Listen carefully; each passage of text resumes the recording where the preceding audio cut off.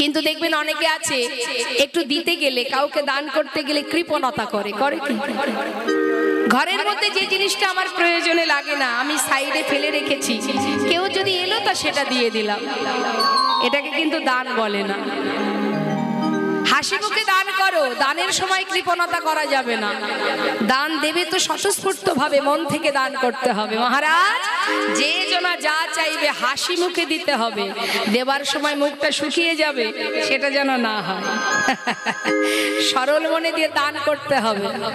দেখবেন আমরা ওই বাজার থেকে যখন ভগবানের, যেমন ধরুন দুর্গা পূজা বা লক্ষ্মী পূজা, সেই সময় বাজারে গিয়ে ফল কিনতে গেলে কি বলি দোকানদারকে, এই যেগুলো একটু বেকা আছে, পোকা আছে, হ্যাঁ এগুলো দিয়ে দাও না, কিলো কিলো, অসুবিধা নেই, সবই তো ভগবানের সেবায় লেগে যাবে।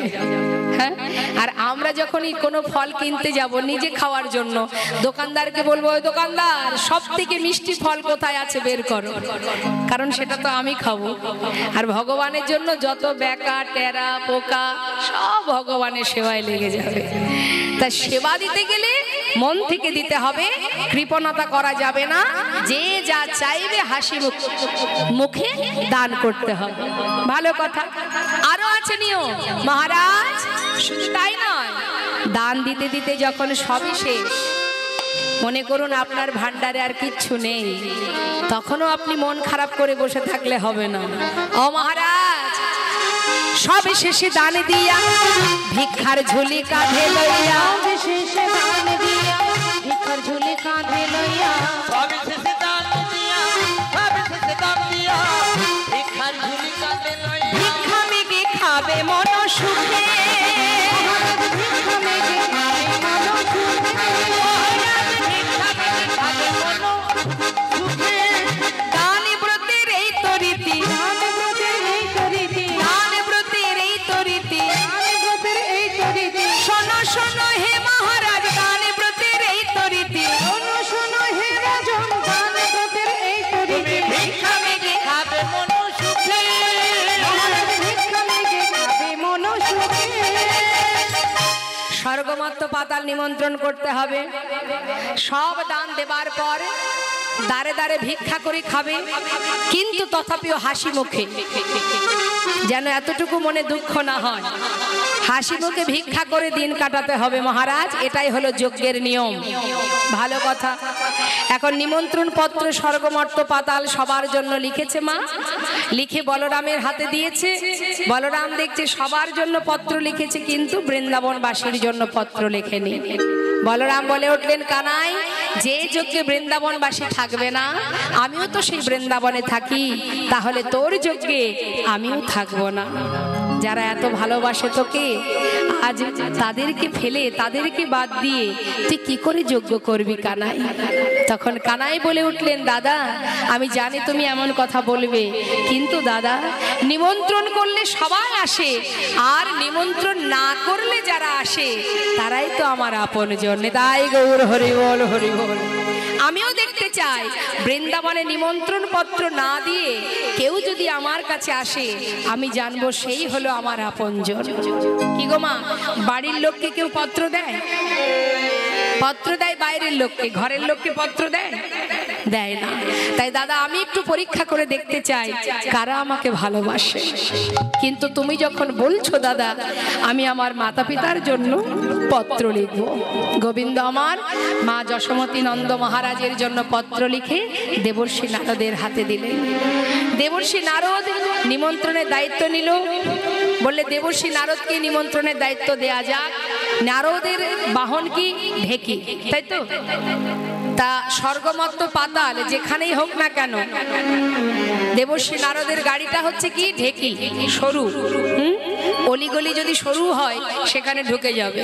অতএব নিমন্ত্রণের দায়িত্বটা দেবর্ষিকে দেয়া যায়। দেবর্ষি নারদ দেরি না করে স্বর্গমত্ত পাতাল নিমন্ত্রণ করতে রওনা হলো। এদিকে ভগবান বিশ্বকর্মাকে স্মরণ করে যজ্ঞাগার শুরু হয়ে গেল।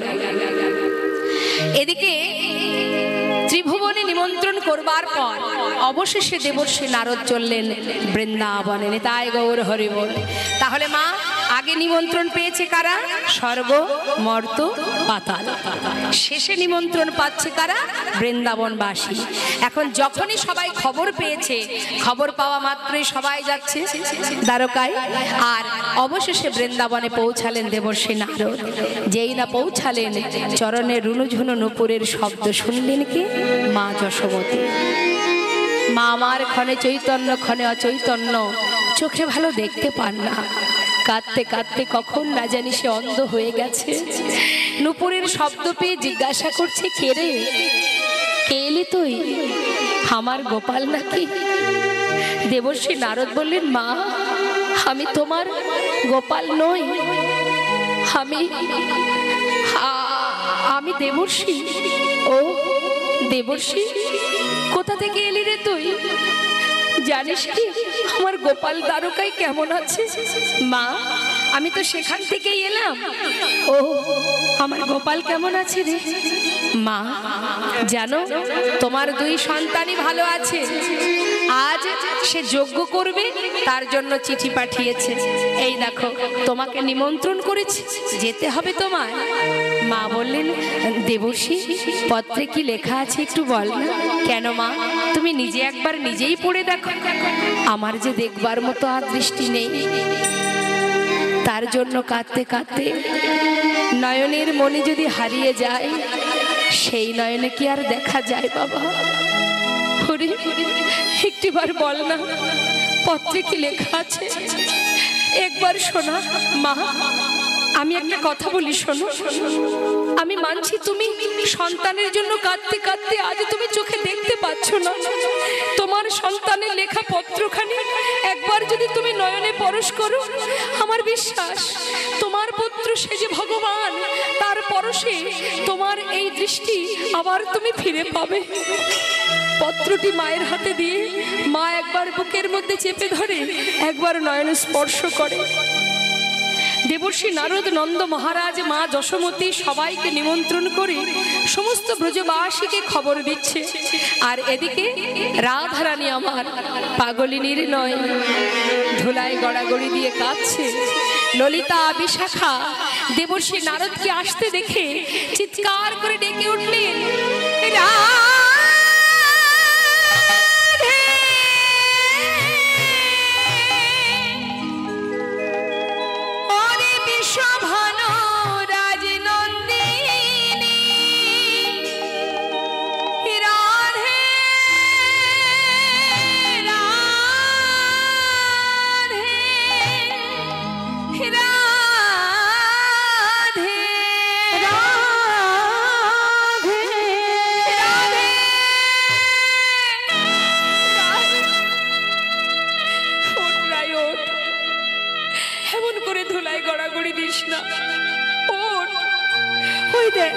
দেবর্ষী নারদ এসেছে।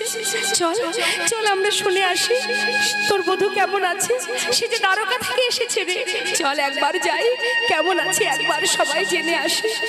রাধারানী ধুলা থেকে উঠে ছুটতে ছুটতে দেবর্ষী নারদের কাছে এসে বলছে, দেবর্ষী তুমি দ্বারকা থেকে এসেছো, বলো না বধূ কেমন আছে, আমার প্রাণনাথ কেমন আছে।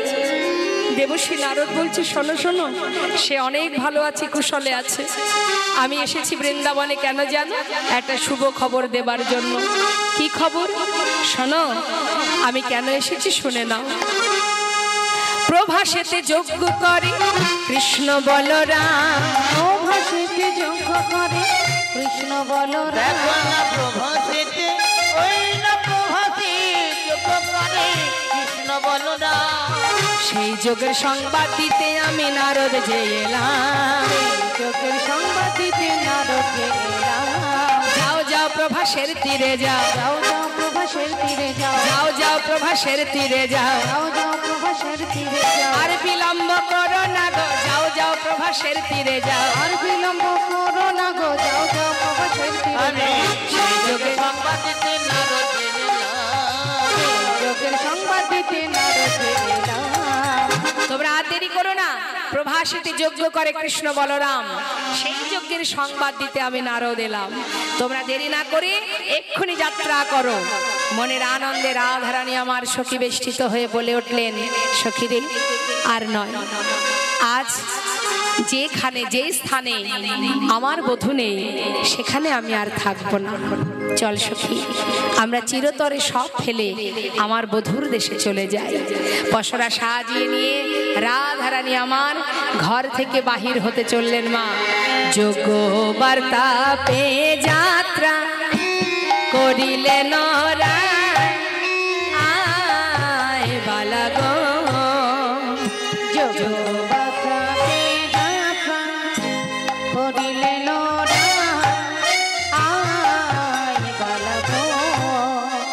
সখীগণ সঙ্গে চলে সহিত বরা,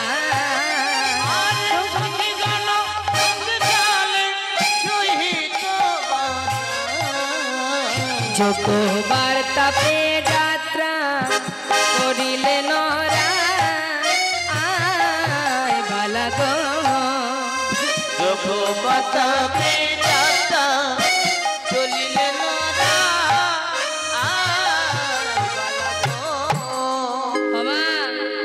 যজ্ঞের বার্তা পেয়ে খবর পেয়ে চলিলেন রায়, যাত্রা করেছে সখীগণকে নিয়ে। যেই কিনা ঘর থেকে বাহির হয়েছে, নিতাই গৌর হরিব। সঙ্গে সঙ্গে কোথায় ছিল কুটিলা, ননদিনী কুটিলা।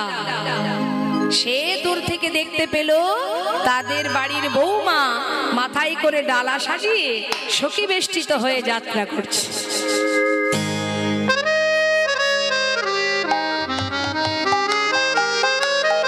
এখন আচ্ছা, মায়েদের কাছে জিজ্ঞাসা করি, হরে কৃষ্ণ, ওমা বলুন তো দেখি, কুটিলা কি শুধু বৃন্দাবনেই আছে?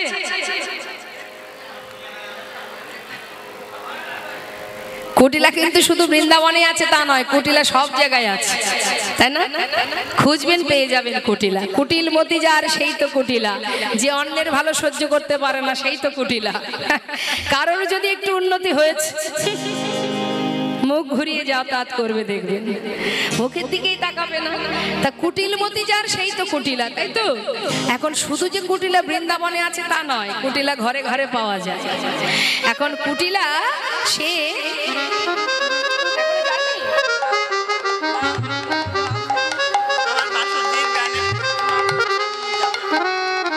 দেখেছেন?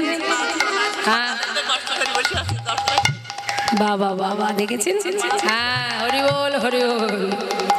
বলছে আমার গোবিন্দ আছে, আমি যেও গেলাম না, কারণ আমাকে একজন বলেছে যে সে আমাকে ঘরে নিয়ে যাবে। আহা, হরে কৃষ্ণ হরে কৃষ্ণ। পরে বলি,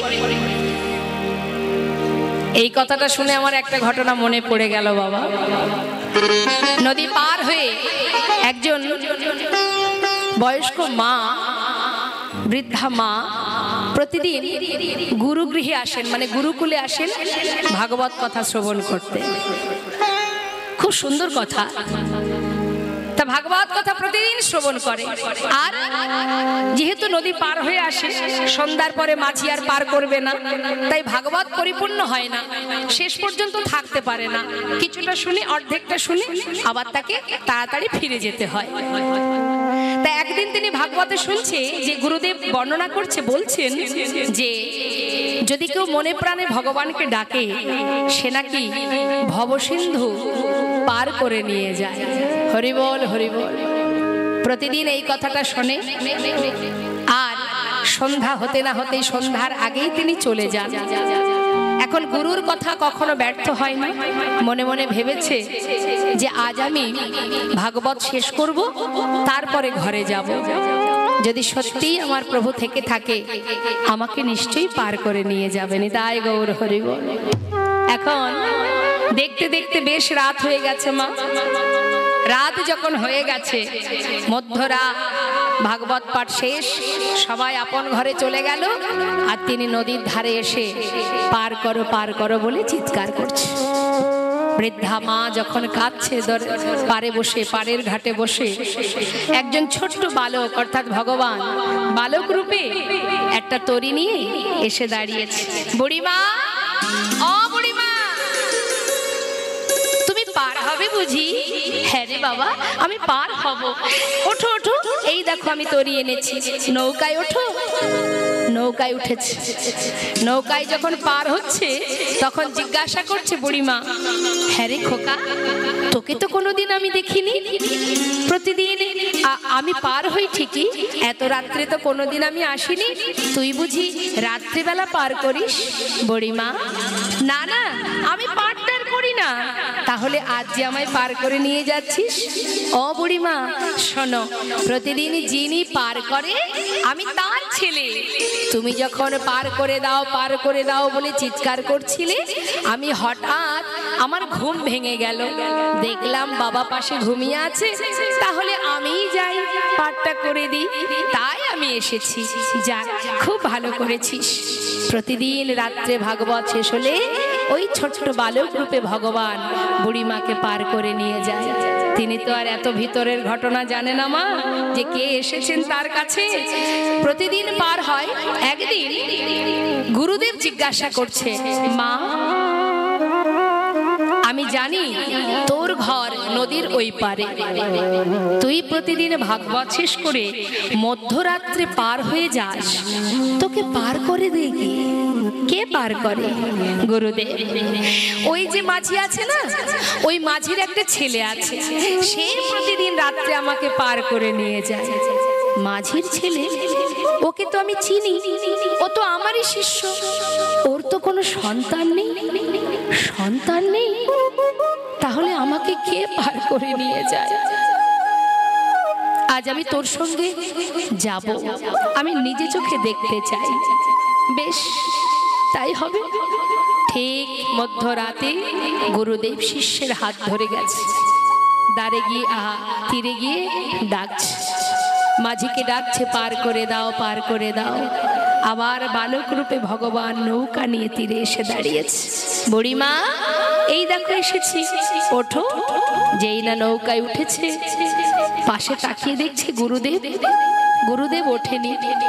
প্রভু ডাকছে, বলছে, বালক, ওই তীরে আমার গুরুদেব আছে, সে তো আমার নৌকায় ওঠেনি। তখন বালক বললেন, কি করে উঠবে সে? সে তো কোনোদিন এইভাবে ডাকেনি, সে তো উঠতে পারবে না। আমি তো তোমার ডাক শুনে এসেছি, সে কি করে সে তো ডাকেনি, সে কি করে পার হবে? তখন বুড়িমা বলছে, বালক, সে যে আমার গুরু, আমাকে আমার ঘরে যাবে সে, একবার তাকে পার করে দে, একবার তাকে পার করে দে। বেশ, তুমি যদি তার হাত ধরো তবেই সে পার হতে পারবে। যেই না বুড়িমা তার হাতটা ধরেছে, হাত ধরে তাকে নৌকায় তুলেছে, মা নৌকায় তোলা মাত্রই সেই গুরুদেব দেখছে ছোট্ট বালক রূপ দর্শন করলেন। দর্শন করবা মাত্রই সে চিনতে পারলেন আর কেউ নয়, অনাদি আদি গোবিন্দ। শিষ্যের হাত ধরে গুরুদেবের দর্শন হলো। তাই মাগো, ভক্তি ভরে যদি কেউ ভগবানকে ভালোবাসে, তাকে পার করে নিয়ে যান আমার গোবিন্দ, পারের কান্ডারি। হ্যাঁ, তাই দেখুন আজ দেবর্ষি নারদ নিমন্ত্রণ করে যখন চলে গেলেন, রাধারানী যাত্রা করেছে, এমন সময় কুটিলা সামনে এসে দাঁড়ালেন। কোথায় যাচ্ছিস বউ? সেজে গুজে যাচ্ছিস কোথায়? কুটিলা ননদিনী এসে সামনে দাঁড়িয়ে বলে উঠলেন, শোন। ছি ছি ছি ছি ছি। তখন কুটিলা কহে, কুটিলে ওই রাখালেতে মন সপিলে,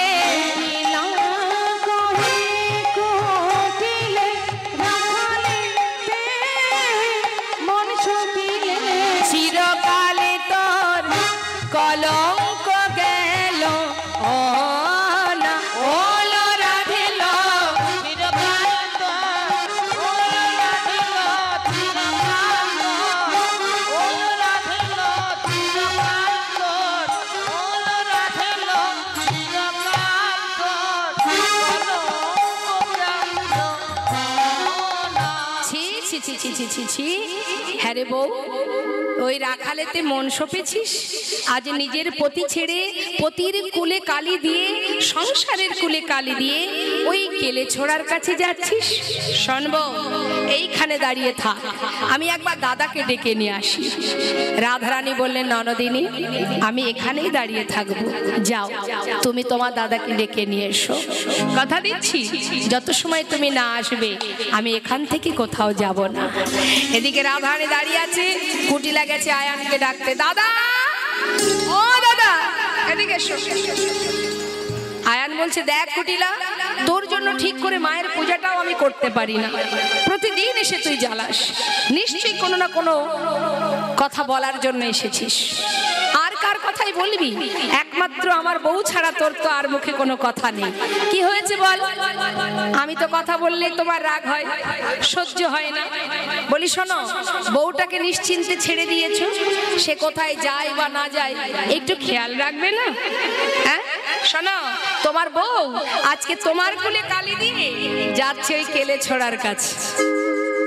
সত্যি বলছি, দেখাতেও পারবো, আজকে হাতে নাতে প্রমাণ দেব দাদা, দেরি না করে শিগগিরই আমার সঙ্গে চলো। আয়ান বলছে, দেখ কুটিলে, প্রতিদিন এই যে তুই জ্বালাস আমার আর ভালো লাগে না। যদি আজকে বিষয়টা সত্য হয়, ওই বউকে আমি মায়ের চরণে বলি দিয়ে ঘরে ঢুকবো, আর যদি দেখি কথাটা মিথ্যা তাহলে তোকে আমি আর বাঁচিয়ে রাখবো না, তোকেই মায়ের চরণে বলি দেব। আয়ান বলছে, দাঁড়া একটু অপেক্ষা কর। মা কালীর হাত থেকে ওষিটা নিয়েছে মা, ক্রোধেতে আয়ান হয়ে কম্পমান, ক্রোধেতে আয়ান হয়ে কম্পমান, ক্রোধেতে আয়ান হয়ে কম্পমান, ওষি তুলে নিল হাতে, ওই না ক্রোধেতে আয়ান হয়ে কম্পমান, ও মায়ের ওষি তুলে নিল হাতে। কাঁপিতে দাঁড়ালো আসিয়া কুটিলার সম্মুখেতে,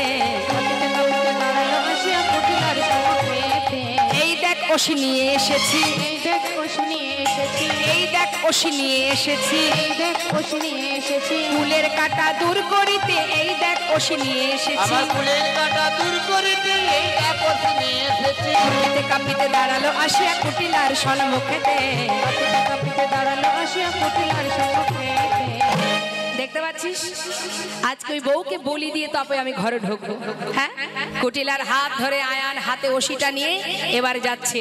রাধারানীর সামনে এসে দাঁড়িয়েছে মা, রাধারানীর সামনে এসে দাঁড়িয়ে কি বলছে, ছি ছি ছি ছি ছি ছি, হ্যাঁ রে বউ, নিজের স্বামী ছেড়ে পরপুরুষের কাছে, নিজ পতি তেজি পরপতি ভোজি, আহা নিজ পতি তেজি পরপতি ভোজি, নিজ পতি তেজি পরপতি ভোজি, মজিলি রাখাল সহনে,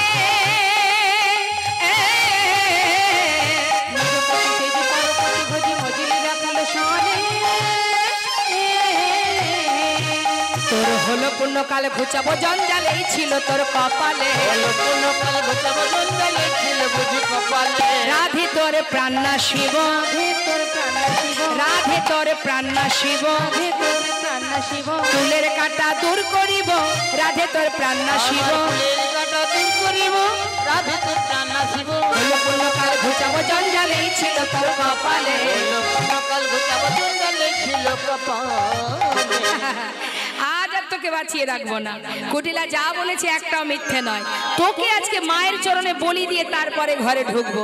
এই বলে যেই না ওষি দিয়ে আঘাত করতে যাবে, এমন সময় রাধারানী মনে মনে চিন্তা করলেন, এবার সময় হয়েছে, উপযুক্ত সময় হয়েছে আয়ানকে পুরবের কথা মনে করাবার।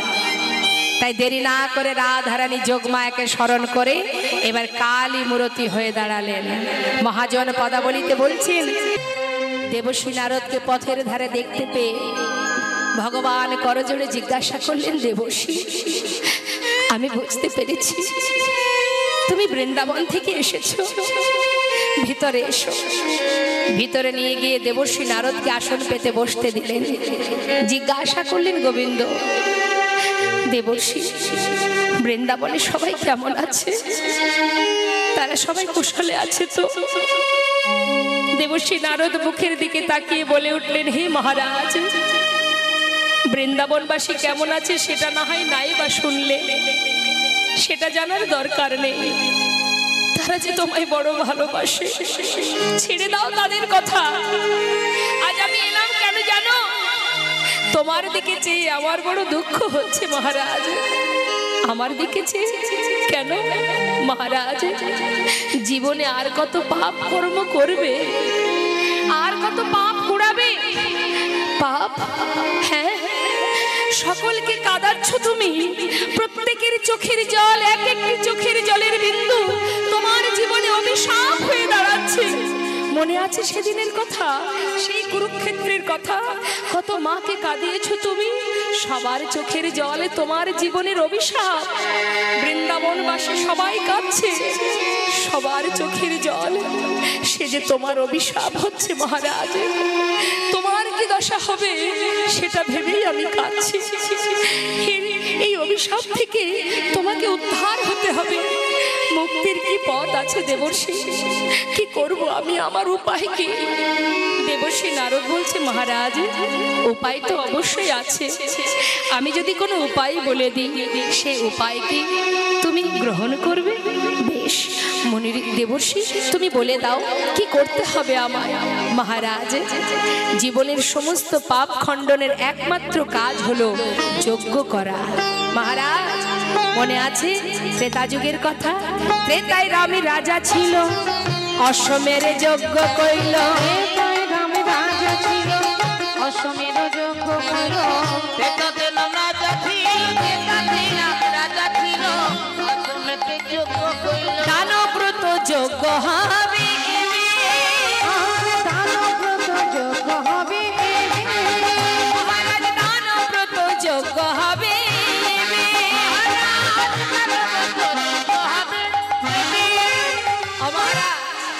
যজ্ঞ করতে হবে।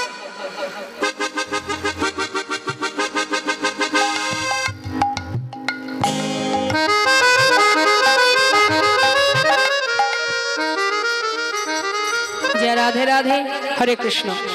কি বলছে মা? মহারাজ, জীবনের অপরাধ খণ্ডনের জন্য যজ্ঞ করতে হবে। যেমন রাম অবতারে প্রভু রামচন্দ্র অশ্বমেধ যজ্ঞ করেছিল, তাই যজ্ঞ করতে গেলে যে যজ্ঞ হবে তার নাম হবে দানব্রত যজ্ঞ। গোবিন্দ জিজ্ঞাসা করছে দেবর্ষি, এই যে যজ্ঞ, এই যজ্ঞের নিয়মাবলী কি আছে? মহারাজ শোনো তাহলে। যে জন যা চাইবে হাসি মুখে দিতে হবে, যে জন যা চাইবে হাসি মুখে দিতে হবে, দান করিবে হাসি মুখে। মহারাজ দান করিবে হাসি মুখে।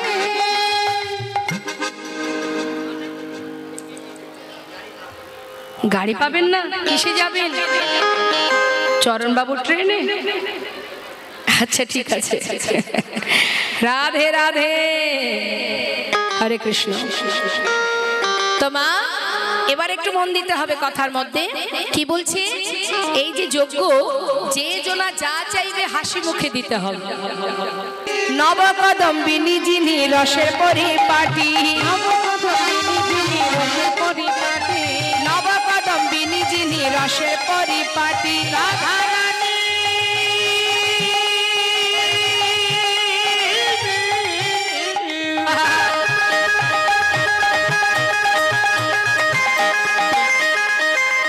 আজকালি হয়ে দাঁড়ালো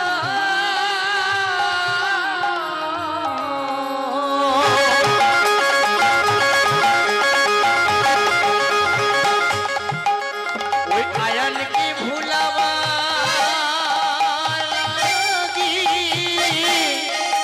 কালি হয়ে দাঁড়ালো নবকদম্বিনী যিনি রসের পরিপাটি, নীল শাড়ি খসাইয়া পরায় অরুন্ধতী,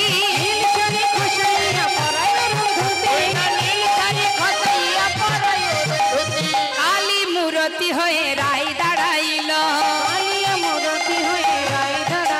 দেখো কালী মূরতি হয়ে রায় দাঁড়াইল। রাধারানী যখন যখন কালী হয়ে দাঁড়িয়েছে মা, আয়ান কাকে ভালোবাসে? মা কালীকে ভালোবাসে। কালী মূর্তি দর্শন করে ছুটে গিয়ে রাধা রানীর চরণ ধরিল। রাধা রানী চরণে ধরিল। ক্ষমা করো রায়, ক্ষমা করো রায়, ক্ষমা করো রায়, ক্ষমা করো তোমার ওই চরণের অপরাধী, ক্ষমা করো রায়, ওই চরণের অপরাধী, ক্ষমা করো তোমার ওই চরণের অপরাধী, ওহে আমার রাধা রানী, ওই